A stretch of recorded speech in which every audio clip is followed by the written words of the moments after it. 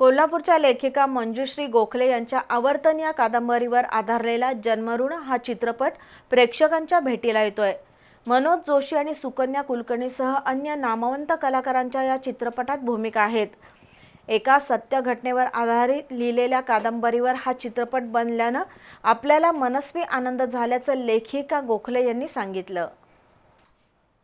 सन 2008 ते 2012 या कालावधीत मुंबईच्या एका विमानतळावर वृद्ध मातापित्यांना बेवारसपणे सोडून त्यांचा मुलगा अमेरिकेला निघून गेला होता। मात्र त्या मातापित्यांनी धीर न सोडता संघर्ष करून आपल्या मुलाला धडा शिकवला। या घटनेवर आधारित आवर्तन ही कादंबरी कोल्हापुरातील ख्यातनाम लेखिका मंजुश्री गोखले यांनी लिहिली आहे। या कादंबरीवर आता जन्मऋण हा मराठी चित्रपट बनलाय। या चित्रपटाची कथा, पटकथा आणि संवाद लेखन गोखले यांनीच केलंय। कांचन अधिकारी यांनी चित्रपटाच्या दिग्दर्शनाची जबाबदारी पार पाडली आहे। या चित्रपटात मनोज जोशी आणि सुकन्या कुलकर्णीसह अनेक कलाकार आहेत। येत्या 22 मार्चला हा चित्रपट प्रदर्शित होईल। दरम्यान आपल्या कादंबरीवर चित्रपट निघाल्याचा आनंद आहे। सर्वांनी हा चित्रपट पाहण्याचं आवाहन लेखिका मंजुश्री गोखले यांनी केलंय।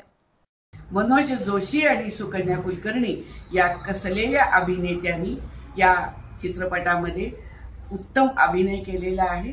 हा चित्रपट येत्या 22 तारखेला तुमच्या नजीकच्या चित्रपटगृहात दाखल होतोय। तुम्ही जरूर हा चित्रपट बघा। तुमच्या कोल्हापूरच्या लेखिकेचा हा चित्रपट आहे। सर्वांग सुंदर असा हा चित्रपट आहे।